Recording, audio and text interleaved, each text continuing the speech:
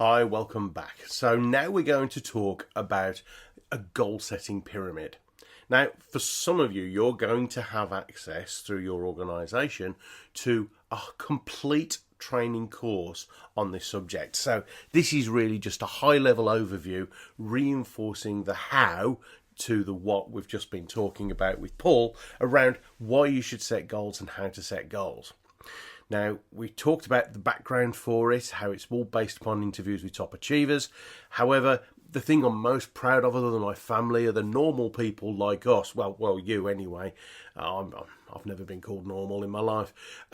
Who have used this to do one of two things: either to set and achieve really big goals, or in many cases, just to make them, on average, 26.5% more productive. Yes, that's tested and measured by 4 large organisations, 2 academic and 2 in financial services.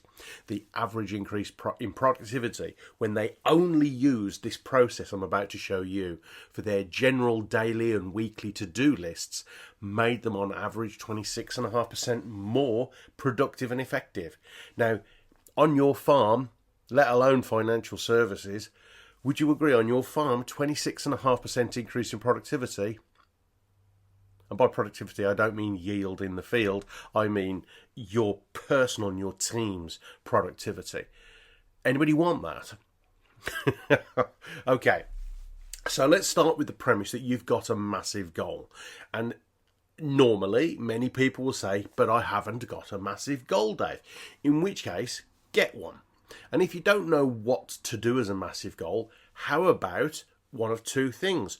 Either, how about whatever is big for you? It may be a 10 to 15% increase on bottom line profit over the next calendar year.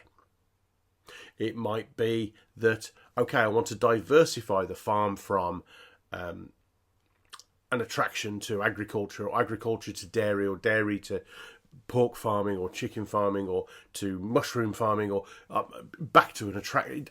Whatever your massive goal is absolutely fine. But if you haven't got one at all, why don't you just do a pyramid the way I'm going to suggest for your weekly or daily to-do lists? By the way, if you don't do a daily or weekly to-do list, you are at the whim, beck and call of everybody else's intent for you, because without a clear, solid direction, you will always answer the phone and probably say yes to the easiest of distractions that come your way. Or is that just me? So, we start with a massive goal.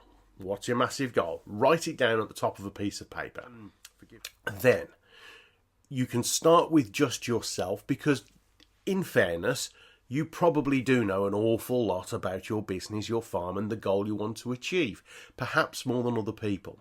So to begin with, you write a big to-do list of everything you can think of that you might have to do, might need to consider doing, or absolutely should do if you're going to achieve this goal.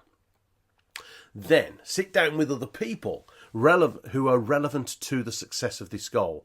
This could be suppliers, customers, drivers, farmhands, your team, your family, your next door neighbours, the environment agency. It could be anybody who are in some way connected to this goal of yours, and ask their advice. What else needs to be on my to-do list? Then you might have a list of 10 things, 50 things, or if it's a truly massive goal, you might have a goal, as I did with my first ever massive goal, with over 200 to-do tasks. It was overwhelming until you follow the process I'm about to share with you. You see, the truth is that most people are capable of achieving more than they dare imagine. The real painful truth is that they're scared of hard work. Now, from my limited experience and from Paul's vast experience of speaking and working with farmers, we know that you aren't lazy. You're grafters. You work hard.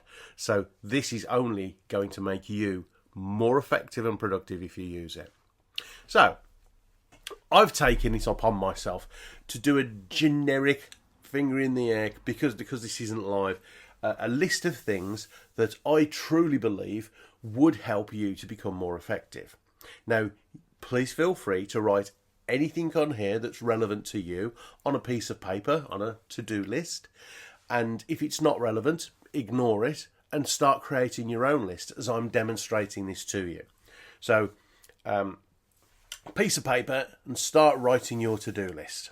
So, let me explain what I've put here. Maybe for your massive goal, you need your family buy-in and support, because without it, life's going to be hard. We all know how hard life can be if you haven't got the family on side.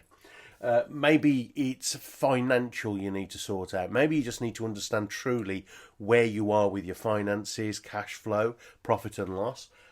Or maybe actually, Dave, I need £250,000 or £500,000 investment for this project to work. Maybe more. Either way, know and understand your finances and have a financial plan. Next thing, look at your options. It's amazing how many people just below the super successful people I've interviewed for my research never ever just write down, what are my options here? They just go with the first one or two things that come into their head and worry about which one's right. Weigh up all of your options, and you can always do a white room exercise, which is you split a piece of paper into 4, and in the top box you write all of your options. In the next box to it, you can only take half of those things. Into the next box below it, you can only take half of those things. And you keep repeating the process until you've only got one thing left. Now, what determines whether you take it into the next box, of course, is, do you really want to do it? Is it the right thing for the farm, for your family and you? And you know in your heart of hearts, there are some things we'd like to do that we know aren't right.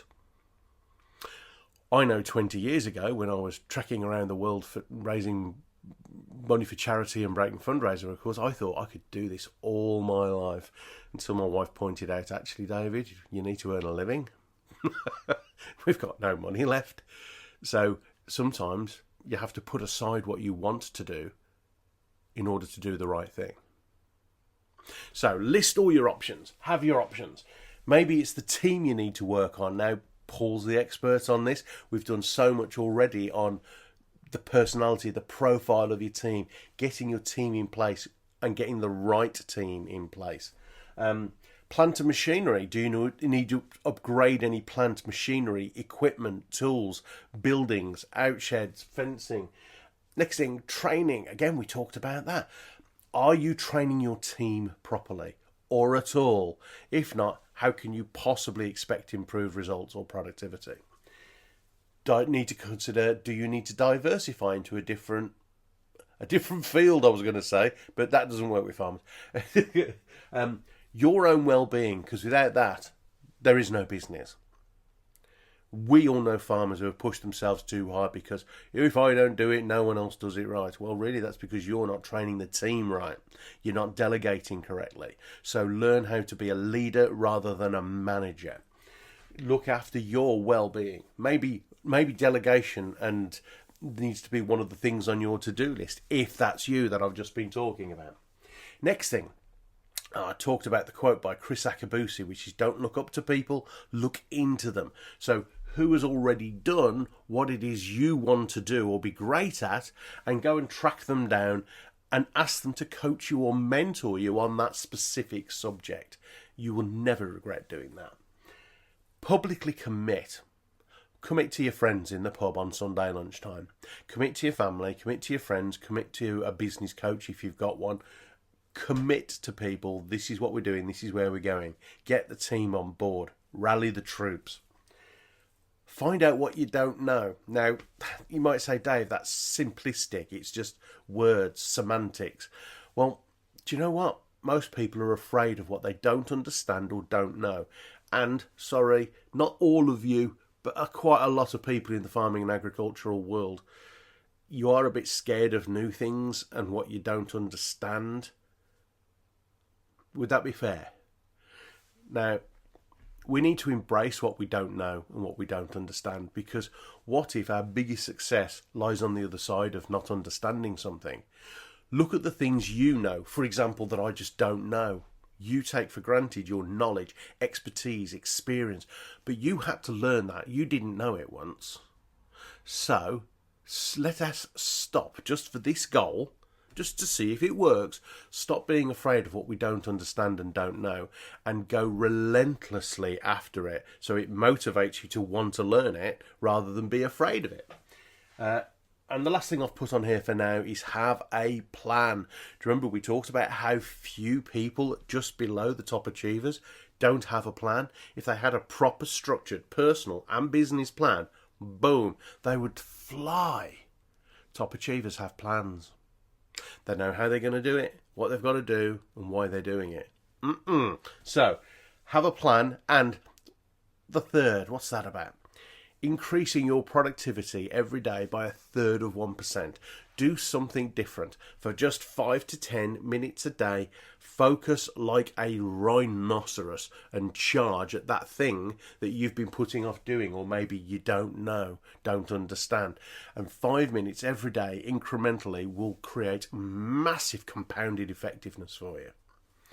Now, I'm sure that if you were with me live right now, we'd have a list with 100 things on. But hopefully you've started. If you haven't, just press pause and go and start writing a list of all the things you can think of that you've got to do if you're going to achieve your goal. Go. Okay, welcome back. So, we've written a big, massive to-do list. Hopefully you'll have a minimum of half a dozen items on that list, or maybe if it's a truly massive goal, 100 or more things. Now, the next step is to prioritise this list.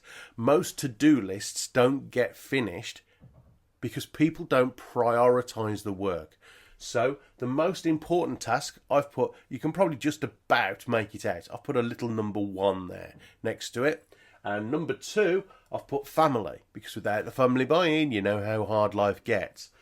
Number 3, financial. So what I've done is I've prioritised the entire list. And what I want you to do, please, is prioritise your list with number 1, 2, 3 being the most important or mission critical to your goal. And number the whole list from 1 to however many. So give them all a number in terms of their priority to your goal. Go. So now you should have a to-do list, and you should have prioritised and numbered that list, just like I've done here. Now, you take your list and you draw a pyramid. Now, you don't need a flip chart stand. Here's 2 ways I use them. I either just draw it on a piece of paper or cardboard, A4 or bigger, or here's something else that really helps me. I've started keeping a journal, not a diary, a journal. Because I have lots of meetings, lots of calls, and the type of information discussed is where at a later date I will need to remember what was said. I do a weekly page with a weekly to-do list in my pyramid. Now it's August at the moment, so it's not very full. August when I'm filming this. And then across the top, a very high level thing of my diary. Now as you can see, it's August, very quiet. But normally that's really big. But then on days where I have a meeting or something where I need to remember certain things from a conversation, I will write stuff down and give each page 1 call or 1 meeting, so I know what's been said, by who, what was agreed. It's a fantastic reference point and has saved my bacon many, many a time. Consider it. So either piece of card or, and it doesn't matter how many rows or blocks in. The most important thing is that if you've got 5 things or 10 things on your to-do list, draw a pyramid with twice as many blocks in than things on your to-do list. If you've got a massive goal with maybe 100 things on your to-do list, and that would be a big goal, draw a pyramid with twice as many blocks in. That's because as you're working, if something crops up that you hadn't originally thought of on your to-do list, all you have to do is populate an empty box rather than rewrite a whole plan. I hope that makes sense to you. So, we've got our to-do list. You've drawn a blank pyramid. Now what we do is we take number 1 task, which for me, for you, was well-being, and I put it in the very bottom left-hand block, the number 1 block in the pyramid. So I put well-being there, followed by family buy-in. And excuse my doodles, but my mind works better with only 1 or 2 words or an image that reminds me of the thing I want to try and get done. A pound sign for finances. Consider your options. Is the team right? Do they need to skill up at all? Have a plan. I suggest a pyramid. And remember the third of 1% rule. 5 to 10 minutes a day. Eat the scariest thing on your thing. That's a tractor, by the way. A tractor and a plant. Plant of machinery. I know, cheesy. But that's how I would remember it. Find out what you don't know. Stop being scared of it. Turn it to your advantage, because that's where the results are. Think of a student. If you've got any sons or daughters in high school, and would you tell them to be afraid of the thing they don't understand and just don't go anywhere near it? Or would you say to them, come on, 5 minutes a day, let's focus on this. 3 weeks from now, they'll own it as a subject. You agree? So, find out what you don't know and go and look into someone. Ask someone to coach you or mentor you who has done what it is you want to do before. If you want to diversify into agriculture or away from agriculture into hydroponic or mushroom or fruit or maybe dairy or an attraction, instead of wondering what to do or worrying about what you don't know, go and find someone who's done it and ask their advice. Go and take them out to lunch and pick their brains. Next thing on here, that's a commit, by the way. Okay, so you must publicly commit. Thank you. You must publicly commit. Tell people what it is you're going to do, because most people are terrified of sharing their goals for fear of what other people think of them. Please don't be afraid to share your goals. Look forward to the support and accountability of others asking you, so what have you done? Are you doing it? Is it working? That level of support and accountability, instead of being a browbeater, can actually be quite a motivation for us if we accept that we want the goal that badly. So publicly commit. That, believe it or not, is a train on some tracks. So that's training the team properly. And then, of course, diversification. Just consider it if that's what you need to do to save your farm. So I've taken my to-do list and prioritised it. This is important, with the most important tasks in the bottom rows and blocks of your pyramid. Now, some people would say, but logically, Dave, the goal should be at the top, the hard stuff. Well, this is where the reverse psychology kicks in. Because, and please humour me. I know it sounds cheesy and patronising, but please humour me, all right? Would you agree your goal to become 26.5% more productive is massive? Yeah, okay. Would you agree that if the only thing you had to do was focus on your well-being for a bit, could you do it? I didn't say will you, I said could you? Yes or no? Yeah. Could you have that conversation with your family to make sure that you've got buy-in and support and accountability from your family? Yeah. Could you look at the finances, know where you stand in your cash flow, see what the project needs by way of investment, and start sourcing areas of funding? Could you do that? Yeah. Could you list all your options and narrow them down to just one or two to go deep on your research on? Yeah. Could you look at your team and see what skills they're missing or need to skill up on in order to achieve this goal? Yeah. Could you have a plan, 5 to 10 minutes? And would you agree that every single thing on your list, my list, this pyramid, any pyramid you ever do, if you've done the list properly, every single block by itself is both realistic and achievable, but the goal is massive. So, if you, as an industry, you're not afraid of hard work, if everything on your to-do list is realistic and achievable, what's actually stopping you achieving your massive goal? And at that point, there's normally an awkward silence. And I arrogantly smirk at people. So, massive goal, realistic and achievable steps. Some of the clever ones in the room, right? You might have said, but David, the finance block or the family block, that's still massive. Absolutely massive. Okay. If genuinely that's the case, here's what you do.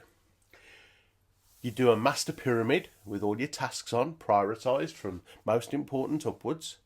Then Let's just say that finance was the big sticking point. The others, yeah, I could do those, Dave. The finance one I'm scared of. You take the finance block and on another piece of paper, you write a list of all the things you've got to do to get the finances in place. Draw a little pyramid. Populate the pyramid with these things until everything in your finance pyramid is by itself both realistic and achievable. What we're doing is we're turning this massive, scary beast of a goal into the children's playground joke. How do you eat the sprout? One bite at a time. That's wrong, isn't it? It's how do you eat the elephant? Oh, don't you love it when things don't work? So, how do you eat the elephant? One bite at a time. I know where I got sprout from, because what I was going to say was, you eat the sprouts first. Let me explain. How many of you are always tempted to do the easy stuff first, right? So maybe spend half an hour dreaming about diversifying. Hey, yeah, that's nice, isn't it? Get some information on training courses for your team, but not actually do anything. Maybe, yeah, I might tell my friends on Sunday down the pub, but I won't massively commit just in case. And you do the easy things first. So let's just say you look at diversification, you look at what training needs, and you look at committing. Your pyramid, if it was a building, a structure, it wouldn't stand up because there's no foundation. So a bit like a building, you need to focus your goal on whilst your time, energy, motivation, and resource is at its greatest, you eat the sprouts first. That's where the sprout thing came from, right? So, number one, in my head, your list might be prioritised differently, but you need to sort your well-being, make sure you as the leader are safe, sound, and then your team safe, sound, and your family safe, sound. So when and only when that's done, cross it off. When you've got your family support and accountability in place, not, oh, I've got the meeting in the diary. No, when it's all agreed, they're right behind you, pushing you and supporting you. Cross it off. When you've done that prioritised financial plan, you know your cash flow, you know what investment you need, and you know the sources you can approach to get that funding, then and only then cross it off. When you have listed your options and based upon your genuine desire and need, transfer them down into just one or two to take massive action on, cross it off. When you've got the right members in your team and you're working and delegating them properly, cross it off. And I'm not going to patronise you by doing the whole pyramid, but if you've got a right plan, you've got the right plan to machinery, found out what you don't know, got a right mentor, if you've got all of these things in place, you're going to become more effective and productive. It's not even a question, would you agree? So, you do the most important tasks first whilst your motivation is at its greatest. That way, when other people who are doing the easy stuff first, later on in the goal, their goal's getting harder and harder and harder, seemingly unsurmountable. Whereas you, doing it this way, your goal can only get easier and easier and easier. That's why massive goals work when done properly. Now, one last thing, if I may. If you have got a massive goal and you're struggling to motivate yourself for consistent levels of activity to achieve the goal, consider this. This isn't something, I cannot tell you that this has come from my research. There are elements of it from my research, but I cannot put my hand on heart and say, oh, all the top achievers do this. But loads of people who I've shared this goal with have come back to me and said, Dave, this is what I did and it really worked. How about keep the last box at the end of each row empty, and you, for you and your team and your family, build in an incentive or reward for yourself. So when you've done a ruck of work, celebrate. When you've done a ruck of work, celebrate. When you've done a ruck of work, celebrate. So it keeps the momentum going and the energy high. Now, that is how to set and achieve a massive goal. Please, take this as an action point. Agree on a massive goal with your partner, your family, your team, your suppliers, your customers. Write a to-do list. Brainstorm that to-do list to make sure it's comprehensive and thorough. Prioritise that to-do list in order of importance and scariness to you. Populate a pyramid on a piece of paper using 1 or 2 words or a picture in each box to remind you of each thing. Nobody else has to know what these things mean apart from you. And then, whilst your time, first of all, make sure every single block by itself is realistic and achievable. If not, do sub-pyramids. And then, whilst your time, energy, motivation, and resource is at its absolute greatest, go for it. Eat the sprout first. Do the scary stuff first. Please do report back to myself and Paul on what it is you've done and achieved, even if it is only in a weekly to-do pyramid. But remember that farmer that became British ploughing champion? I could keep you here for a week with true business stories. Why not? Why not me add you to that list of true stories of success? Go on, set a massive goal. You know you want to. See you on another edition of Just for Farmers.